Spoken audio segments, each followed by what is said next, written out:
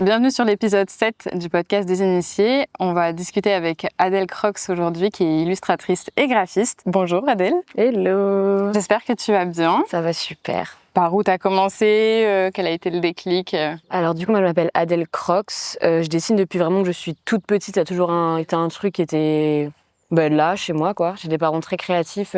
J'ai fini par faire une école de graphisme.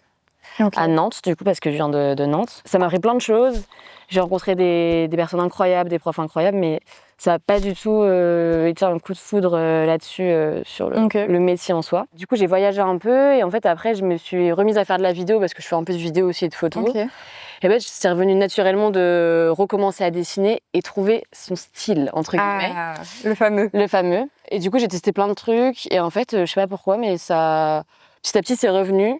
Je suis arrivée à Paris là il y a 2 ans et c'est revenu naturellement. Je pense qu'en vrai j'ai trouvé un peu ma patte, mais en même temps j'aime bien qu'elle se modifie, changer un peu. Des fois ça me plaît bien de renouveler un peu ce que je fais. Ouais, c'est ça. De m'ouvrir à des nouvelles choses, me dire si je prenais ce support là ou un autre truc, c'est hyper intéressant. Et voilà, et du coup depuis là, je dessine, je fais des petits posters, des petits trucs. Là, je suis en train de faire plein de petits projets qui se lancent, c'est super sympa. Et du coup, aujourd'hui, tes pratiques, ça tourne autour de quoi? De la peinture, plus du coup de la pastel.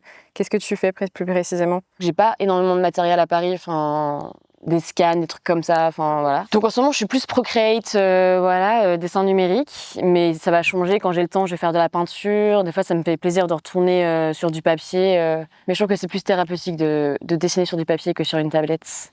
Ouais. Ça coupe un peu plus, je trouve. Mais la tablette, c'est quand même facile. Moi, je connais très bien, donc ça reste mon truc facile. Je dessine très vite, donc. Ouais. Mais il n'y a pas du tout ce même rapport à la matière entre justement une tablette quand t'aimes faire du dessin et ce rapport au papier, à la matière avec des crayons, des feutres ou des choses comme ça, c'est hyper différent. Un truc tout con, mais avoir les mains sales, c'est trop bien. Enfin, moi, quand je dessine, je me dis que j'ai vraiment bien dessiné, que j'ai vraiment kiffé mon moment quand mes mains, elles sont pleines de craie ou plein de pastels, plein de peinture sur la table. Que mes vêtements ils sont tachés, ça m'énerve, mais je suis en fait, c'est pas grave, au moins j'ai fait un truc cool et ça va, même si c'est pas forcément des fois beau ce que je fais, je sais que ça m'a déconnecté pendant un moment du train-train, réseau, tablette, travail, qui est mon quotidien de tous les jours. Et ça fait plaisir, quoi, de retrouver un truc naturel, retrouver la base des bases, quoi. Je trouve que tu es un peu plus en mode intuitif, je fais ce que je ressens, je teste, j'expérimente et tout. Et je trouve qu'il y a un côté beaucoup plus lâcher prise par rapport à ça. Peut-être que toi aussi, du coup, tu peux avoir dans ce que tu fais. Moi, en fait, c'est que pendant mes études, ça m'a vraiment dégoûtée de l'art, entre guillemets. Parce que je suis très perfectionniste dans la vie de tous les jours, je suis très carrée, je veux faire tout très bien, machin. Et je trouve que justement, l'art, c'est tellement un moyen que j'aime de m'exprimer, qui est vraiment propre à moi, et j'ai pas envie que ce côté carré, il vienne sur mon art, entre guillemets. Ouais. Et je trouve ça... moi, en fait, mon copain, il est très surpris des fois, même mes potes, de voir à quel point je dessine très vite. Mais c'est qu'en fait, je pense que j'ai cette chance, mais je pense qu'il y a peut-être beaucoup de gens comme moi, mais pour l'instant, j'en ai pas beaucoup rencontré. Je me mets pas de pression. Je dessine juste un truc, et je suis en mode, ok, bon, c'est pas fou, bon, c'est pas grave. Je le mets de côté, on verra plus tard. Ou alors, en fait, des fois, je le sors, même si je trouve pas ça fou ce que je fais. Et je me dis, au moins c'est sorti, c'est bien, c'est qu'à l'instant T j'avais besoin de faire ça, ça devait être là. Et le truc le plus important, c'est vraiment d'aimer ce que tu fais et de prendre du plaisir. Ouais. Si t'as plus de plaisir, t'as beau être perfectionniste, ça sert un peu à rien, tu vois. J'ai pas envie de reperdre cette passion que j'ai pour dessiner, le plaisir du moins. Et ce qui est beaucoup compliqué, je trouve, dans les écoles, c'est qu'on demande beaucoup de choses à la fois, de créer énormément. Si tu travailles pas en mode les symboliques ont une importance pour toi, est-ce que, par exemple, le fait de travailler avec le cercle chromatique, par contre, ça c'est quelque chose que tu suis un peu, ou par rapport aux couleurs, ou alors... J'ai des bases de dessin, évidemment, j'ai fait une école et tout, j'ai toujours dessiné depuis que je suis petite. Mon père était peintre, décorateur, donc il y a plein de trucs que j'ai acquis depuis que je suis petite. Donc peut-être que j'ai une bonne base, mais avant je faisais beaucoup attention à ça, de mettre des couleurs pour faire ressortir le bleu, mettre du orange, machin et tout. Mais là, juste j'avoue que... Non. En fait, je mets juste des couleurs que je trouve qui vont bien ensemble. Ça me plaît à l'œil, je trouve que ça marche bien. En fait, je vois plus ce que je fais comme me dire, est-ce que j'aimerais bien avoir ça, en en déco, tu vois. En déco chez moi, ou trucs comme ça. Genre, j'aime bien imaginer plus ce que je fais comme comme un objet un petit peu, tu vois, genre de dire qu'est-ce que ça va prendre la place dans un environnement, comment ça va prendre la lumière, le truc, le machin. Et peut-être que tu aimes bien aussi recevoir des photos après quand les gens ils les installent chez eux en mode la lumière, l'endroit où ils l'ont mis avec d'autres décos aussi autour. Mais j'adore, je trouve que ça prend totalement une autre dimension. Enfin, en fait, je trouve que du coup, chaque poster, il est complètement différent dans l'environnement où il naît, quoi. Enfin, je trouve ça trop cool. Donc j'adore voir ça. Je suis en mode, ah, trop sympa, trop mimi, dans la cuisine, un truc, dans la chambre. Est-ce que tu as une autre activité à côté? Comment tu gères ton temps en créant tes illustrations? Comment est-ce que ça se passe? Moi, j'ai un travail, je travaille beaucoup à côté. Enfin, je suis épicière dans une épicerie à Paris. J'adore mon métier. Enfin, du coup, j'adore vraiment ce que je fais. Je trouve ça trop cool. J'ai une équipe incroyable. Enfin, c'est trop bien. Et du coup, ça me prend beaucoup de temps. Et c'est un travail très physique. C'est une épicerie, on fait du réasort toute la journée. La découpe, des trucs, du fromage, de machin. Enfin, une très petite épicière, finalement. Et il y a beaucoup besoin de remplacement de temps en temps. Donc, ça bouge quand même pas mal. Et donc, c'est un travail très fatigant. Et en fait, je travaille beaucoup chez moi. Enfin, en fait, je travaille tout le temps. Je rentre de ma journée de travail, je commence mon autre travail, du coup, je dessine. Mais pour moi, comme j'aime ce que je fais, j'ai pas l'impression de travailler. Du coup, c'est trop bien. Et surtout qu'en ce moment, j'ai plein de projets cool qui se passent. Donc, ça me donne juste envie de me donner à fond. Donc voilà, du coup, non, j'ai un taf alimentaire. Et heureusement, parce que je pourrais pas du tout vivre pour l'instant de ce que je fais. C'est beaucoup d'investissements, de trucs à faire. Mais c'est ultra stimulant et ultra intéressant, même si des fois, c'est un peu dur pour le porte-monnaie. Quand t'aimes ce que tu fais et que tu comptes pas tes heures et que t'es en mode les matériaux, genre tu les comptes pas, comment tu fais après pour te dire genre là je vais fixer tel prix pour cette œuvre-là et honnêtement, je demande aux gens. Genre, moi je n'arrive pas du tout à donner un prix à ce que je fais. J'ai tendance à vraiment mettre beaucoup plus bas. Dévaloriser. Ouais, de fou. Okay. Parce que je me dis, je sais pas, j'ai du mal à comprendre. Parce que si tu mets trop bas après, c'est pas bien parce que ça paraît être un truc un peu cheap alors que c'est vraiment genre t'es une illustratrice, ça coûte quand même cher. Donc j'ai du mal, j'avoue que je sais pas du tout faire. C'est un truc qu'on aurait dû apprendre en école justement. Je trouve ça aberrant qu'on n'ait pas appris ça. Mais en fait je le fais un peu, genre je vois un peu ce que les gens ils en pensent, j'en parle autour de moi et s'ils disent que c'est bien, je fais ça quoi. Ok, d'accord. Je reste dans la fourchette moyenne. Est-ce que tu fais des certificats d'authenticité? Est-ce que tu... Alors le problème c'est que moi je fais du poster pour l'instant. Parce que j'ai pas beaucoup de temps pour faire de la peinture. Donc j'avoue que pour l'instant j'en fais pas du tout. Parce que je vois pas trop le sens en fait de faire ça pour une affiche que je peux, à part si vraiment je veux faire une série limitée. Mais c'est peut-être le problème de mon travail alimentaire, c'est que du coup j'ai pas le temps de me pencher sur des trucs comme ça parce que j'ai pas assez de temps. C'est pour ça que je fais plus du poster pour l'instant. Et après, je toucherai d'autres moyens et d'autres manières de créer. Quoi. De faire autrement. Parce que du coup, là, pour les posters, actuellement, tu passes par un imprimeur. Tu fais pas genre en mode de la sérigraphie ou des choses. Non, pour l'instant, non, je passe vraiment par un imprimeur sur Paris, du coup. Le but, ça serait justement de faire de la sérigraphie ou des trucs, des manières différentes d'imprimer, quoi. Ça serait trop cool. Mais manque de temps égale facilité, quoi. Je trouve ça hyper intéressant, justement. Ou le fait que tu dises le manque de temps, du coup tu choisis d'autres options pour tes projets, genre... Ça, on ne le sait pas avant de vraiment vendre des trucs. En fait, ce qui coûte le plus cher généralement, c'est tout ce qu'il y a autour. Par exemple, pour emballer une affiche, il faut que pour que les gens puissent feuilleter comme ça, il faut que derrière tu aies un carton et un plastique pour l'entourer. Parce qu'autrement, si tu mets pas de plastique, les gens ils peuvent toucher avec leurs mains et c'est pas possible en fait. Donc en fait, quand tu sais ça et que tu vois, déjà moi j'essaie de faire attention à ma consommation, à la surconsommation. Enfin voilà, j'essaie d'être un petit peu responsable. Et acheter du plastique, ça me saoule. Je suis contre ce truc-là, mais je n'ai pas trouvé d'autre solution pour l'instant en tout cas. Et pareil, le carton, déjà ça coûte super cher. Et en plus, moi je travaille en épicerie, donc du carton j'en jette tous les jours. À la benne. Donc en fait, ce carton-là, il faut que je l'utilise au bout d'un moment, voilà. Et je me suis dit, mais on jette du carton tous les jours, pourquoi ne pas découper moi-même le carton? Finalement, mais quelle bonne idée, Adèle. J'avais plus de 100 affiches à faire, 100 bouts de carton à couper. Donc mes bouts de carton étaient catastrophiques, j'avais des trous, c'était horrible. Donc je les ai pas utilisés finalement, c'est assez drôle. Après avoir découpé les 100, tu t'es dit non. Mais du coup, j'ai toujours mes cartons qui vont me servir. Au bout d'un moment, ils vont me servir, tu vois. Est-ce que tu as des inspirations précises? Est-ce qu'il y a des artistes qui t'inspirent plus que d'autres? en termes de couleurs, en termes de style de dessin peut-être? Mais maintenant, j'étais très inspirée par l'univers de Keyblinds. Je sais pas si tu connais. Non, C'est un magazine d'illustration qui est basé sur Lyon. Ok. Et ils ont un univers que j'adore, très maximaliste. J'adorais. Du coup, c'était vraiment ma bible pendant mes années d'études. C'était Keyblind. J'espère que je le dis bien, je crois que ça se dit comme ça. Mais tu vois, vraiment, je travaille en épicerie. Et j'ai découvert une bible de la créativité, c'est les fruits et les légumes. J'adore, c'est magnifique. C'est trop intéressant. Puis en fait, ce qui est trop bien, c'est que dans mon shop à Paris, il y a beaucoup de créatifs aussi, donc on s'échange pas mal de ce qu'on fait et tout. Et par exemple, cette journée, je trouve ça stylé, tu vois. Je suis en mode, ah, c'est joli, ça. Des petits meubles, des petits trucs. Il n'y a pas forcément un artiste précis. Du coup, j'ai envie d'en savoir plus sur ton processus créatif. Comment tu dessines, comment ça se passe, toute cette partie-là, en amont, avant les illustrations? Tu vas être tellement déçu. Par exemple, là, je suis en train de faire la direction artistique pour le festival de mes potes. Et ils voulaient un truc, donc ils m'envoient un peu des inspi. Tu vois, alors, généralement, quand j'ai une demande, on m'envoie un peu des inspi. Je fais un mélange de tout. Et en fait, je ne fais pas de croquis. Enfin, franchement, honnêtement, j'avoue que je dessine directement sur tablette et je modifie directement. C'est très rare. Vraiment, avant, je faisais beaucoup de croquis en école. Et maintenant, je travaille plus du tout comme ça. Je cherche des inspi. Okay. Ça peut être genre un truc que j'ai vu dans la rue ou des couleurs qui vont bien ensemble. Je me dis, ah, pardon, j'ai envie de faire du rose et du orange, des trucs comme ça. Et après, j'essaie de trouver un peu, genre, je sais pas, genre dans ce que je vois ou genre sur Internet, des trucs qui me plaisent. Et je me dis, ah, vas-y, j'aimerais trop faire une fraise. Ok. Ou genre parler d'un sujet qui m'a touchée.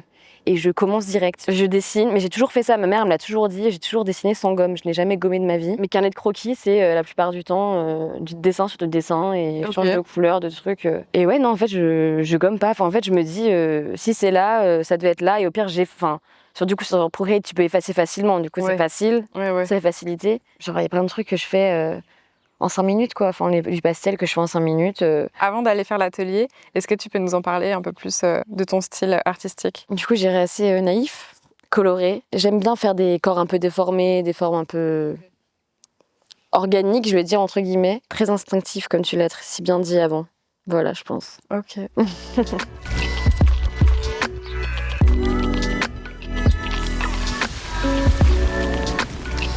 Adèle, j'espère que tu es prête pour cet atelier intuitif, art-thérapie. J'attends que ça. Je te propose qu'on fasse comme tu le souhaites, en mode au feeling. On utilise le matériel qui est à disposition, genre les pastels, les feutres, les crayons de couleur, ce que tu veux. Moi, je vais partir sur des petits dessins de fruits et faire des petits motifs et tout dessus, en mode... et comme ça, je vais pouvoir continuer de poser des questions sur ce que tu fais, ta pratique. Très bien, ça me paraît pas mal. Ça te semble ok? Ça me paraît très bien, oui. Ok, let's go. J'ai bien envie de dessiner du coup les petits raisins là en mode... Je suis en train d'en foutre partout là, tu vas voir. C'est pas très grave, ça fait pas. Là, c'est rangé, ça sera plus rangé dans pas très longtemps. Ça va être une catastrophe. Les dessins que tu fais, genre comme ça en mode expérimentation, pour toi, c'est des dessins genre, que tu juges en tant que terminés? Ouais. Il n'y a pas de phase entre les deux où tu dis celui-là, non, ça c'est peut-être plus de la recherche et peut-être je le reprendrai dans un autre truc, genre j'ai bien aimé de faire ça et genre le continuer ensuite. Je crois pas trop en vrai. Dès que je fais un truc, je me dis oh. Vraiment, tu qualifies ça genre pas comme œuvre finale, mais genre en mode... Un truc qui est là quoi. Ouais. Tu vois, ça existe, donc autant l'utiliser. Des fois, je sais pas, tu te dis ah non, là j'ai été trop loin dans mon processus. Genre, pas tu regrettes, mais... genre, oui, je vois ce que tu veux dire. Comment expliquer. Genre, t'as fait le truc en trop, en mode ouais. Ah, putain, j'aurais pas dû faire ça. Ouais.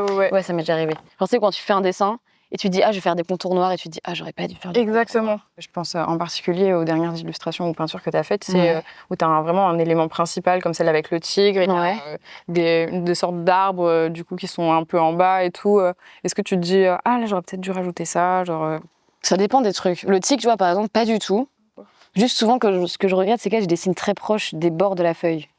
Ok. Et du coup, des fois, je me dis, ah, j'aurais dû genre diminuer mon dessin pour qu'il y ait plus de place, de respiration autour du dessin, tu vois. Ah oui, ouais, je vois. C'est plus ça que me dire, ah, j'aurais dû rajouter. Parce qu'en vrai, si tu veux rajouter un truc, tu le fais, genre. Je sais que ça m'est arrivé plein de fois, genre d'avoir repris un dessin. Après que tu l'aies fini, genre de rajouter. Ouais. Ok. Ça m'est déjà arrivé plein de fois. Genre, j'avais fait un tableau il y a pas longtemps. Et en fait, je l'avais arrêté pendant je sais pas combien de temps. Et je l'ai revu, je me dis, ah, vas-y, je vais faire du Posca, je vais mettre des trucs dessus. Puis voilà. Du coup, ça s'est terminé comme ça.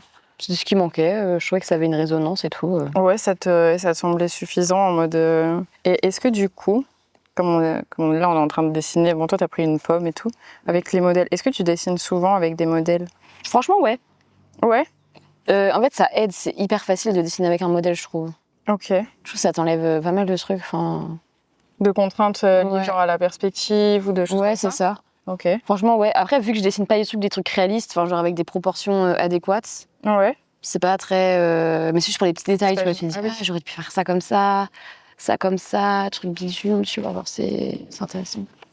Je peux faire une autre feuille? Mais oui. Mais fais-toi plaisir. Là, tu te dis, ce truc-là, ça pourrait être bien. Genre, tu sais, genre une inspi, tu vois. Genre, par exemple, il y a un truc que j'ai trouvé stylé sur Insta, je me dis, il a choisi des bonnes couleurs et tout, j'aime bien. Ok. Alors, tu vois, je vais reprendre du coup les couleurs. C'est pour ça que je dessine vite en vrai aussi. Et j'ai toujours genre un peu une image de référence.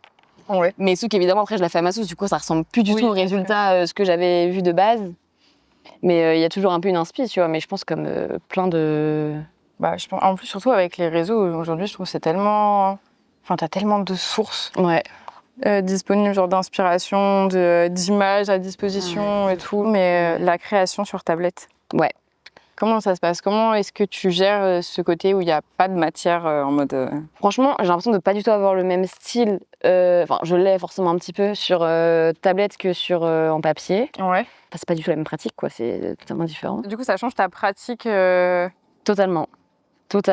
Avec le même style, mais tout en. Ouais. Mais des fois, si j'aime bien, tu vois, alors changer de mon style, enfin, genre faire des trucs un peu plus bruts. Parce que moi, tu vois, ce que je fais, ça fait un peu enfant, c'est très enfantin, très coloré, un peu. Ouais. Enfin, ouais, très un peu cucu des fois, tu vois. Même si j'aime pas trop.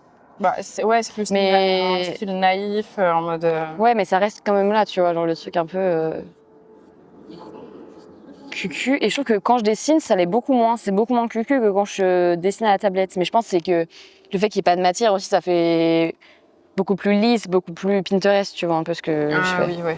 Comment tu fais pour retrouver de l'inspiration après ta journée en mode costaud? Bah ouais, souvent j'ai pas trop le choix. Enfin, genre, j'ai des projets en cours, il faut que je les fasse. Les seuls moments où je peux les faire, c'est quand je suis rentrée. Okay. Donc, je me laisse pas trop le choix en fait de pas avoir de créativité. Des fois, ça vient pas, tu vois. Je me dis, vas-y, je me laisse un joker ce soir, je fais rien. Ok. Mais j'avoue que j'arrive pas trop. Enfin, à rien faire. Je suis en mode, il faut faire. Ouais, genre, tu te dis à un moment donné, il faut y aller, quoi. Mais en fait, je pense que la créativité, ça joue beaucoup avec, genre, si tu te sens bien ou pas, tu vois. Genre, moi, j'ai un environnement à mon taf où je me sens super bien. Du coup, je pense que ça joue de me dire, ok, vas-y, quand je rentre, je commence mon deuxième taf et genre. Ouais, c'est pas fatigant. Ouais, c'est ça. Quoi. Tu vois, je suis en mode, j'ai fait ma journée là, maintenant je recommence une autre journée. C'est ultra intéressant et stimulant. Tu vois, toute la journée, j'ai eu, même quand c'est négatif, tu vois, j'ai eu des trucs qui me sont arrivés et tout. Ben forcément, il faut que ta créativité, elle sorte de ça. Mais je sais qu'en fait, moi, je préfère, tu vois, genre, si t'as que un taf alimentaire, t'es tellement fatigué que t'arrives rien à faire. Genre, c'est tellement démoralisant. Ouais. Genre, moi, au début, ça m'arrivait, ça. Genre, j'étais hyper démoralisée de pas réussir à créer. Ouais. En fait, quand tu te forces, parce qu'en vrai, je rentre chez moi, qu'est-ce que je fais comme 90% des gens, je me mets sur mon ordi et je regarde des vidéos ou je regarde des films, tu vois. Ouais. Donc, au lieu de faire ça, me dire, ok, vas-y, je rentre chez moi, je dessine. En soi, je suis couchée, je suis allongée. Enfin, en vrai, je travaille dans mon lit, moi, sur ma tablette, donc je suis bien, tu vois.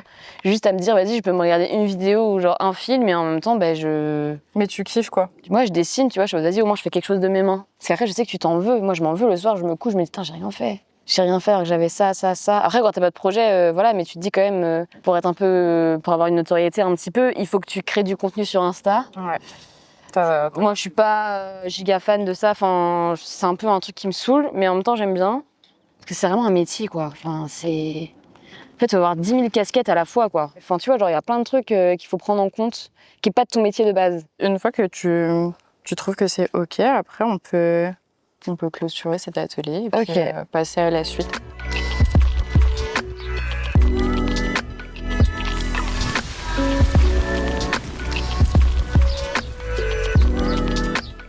Bon, j'espère que l'atelier t'a plu, que tu as pu t'amuser comme tu voulais. Du coup, on va pouvoir parler justement de tes tips, conseils et petites anecdotes. Bon, même si on a déjà eu celle sur le carton juste avant, qui était quand même pépite. Qu'est-ce que tu donnerais comme conseil à des personnes qui souhaitent se lancer comme toi en illustration?